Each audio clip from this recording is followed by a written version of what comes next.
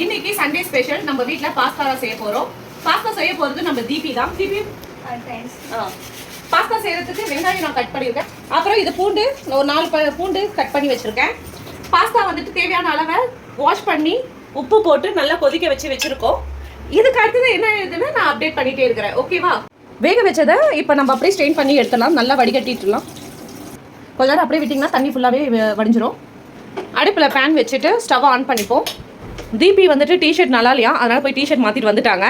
Pan நல்லா சூடானதோ butter போட்டுருங்க.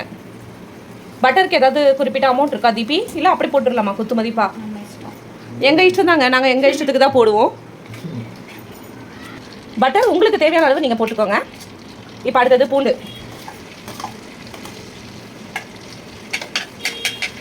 இந்த ஸ்டவ் ஒழுங்காக எரியாத காரணத்தால் நாங்கள் இப்போ இந்த இடத்துல மாற்றிட்டோம்.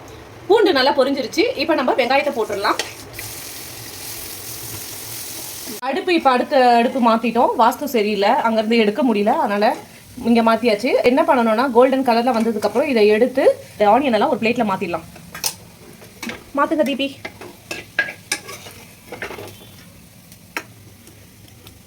இப்போ அதே பேனில் பட்டர் சேர்த்துக்கோங்க.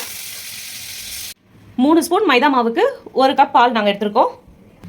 இப்போ பட்டர் நல்லா உருகினதுக்கப்புறம் மைதா மாவை ஆட் பண்ணிக்கோங்க.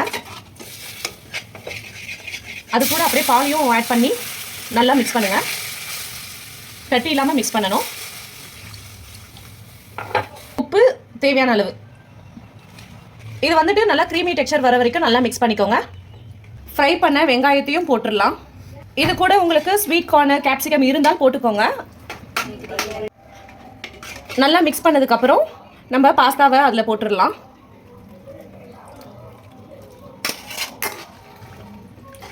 இதில் சில்லி ஃப்ளேக்ஸ் நம்ம ஆட் பண்ணிடலாம். சில்லி ஃப்ளேக்ஸ் எதுக்கு ஆட் பண்ணுறோன்னா இது கொஞ்சம் பிளாங்காக இருக்கும். காரத்துக்காக லைட்டாக சில்லி ஃப்ளேக்ஸ் ஆட் பண்ணிங்கன்னா கொஞ்சம் நல்லா ஸ்பைசியாக இருக்கும். இப்போ நம்ம சீஸ் ஆட் பண்ணிடலாம். சீஸ் நல்லா மெல்ட் ஆகணும், அது வரைக்கும் கொஞ்சம் நல்லா கலருங்க.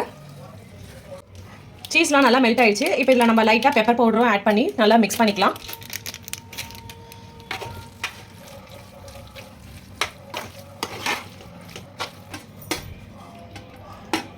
சூப்பரான டேஸ்டான ஒயிட் சாஸ் பாஸ்தா ரெடி ஆகிடுச்சு. இந்த ரெசிபி உங்களுக்கு பிடிச்சதுன்னா மறக்காம என்னோட சேனலை லைக் பண்ணுங்கள், ஷேர் பண்ணுங்கள், சப்ஸ்கிரைப் பண்ணுங்கள். மறக்காமல் பெல் ஐக்கானை ப்ரெஸ் பண்ணுங்கள். டேஸ்ட் வேறு லெவலில் இருக்குது. தீரன் கிட்ட கூட கேட்டு பாருங்க எப்படி இருந்தது. தீரன் செம்மையாக இருந்தது. நீங்களும் ட்ரை பண்ணிவிட்டு எப்படி இருந்தது கமெண்ட்டில் சொல்லுங்கள். அடுத்த வீடியோவில் பார்க்கலாம். தேங்க்ஸ் ஃபார் வாட்சிங்.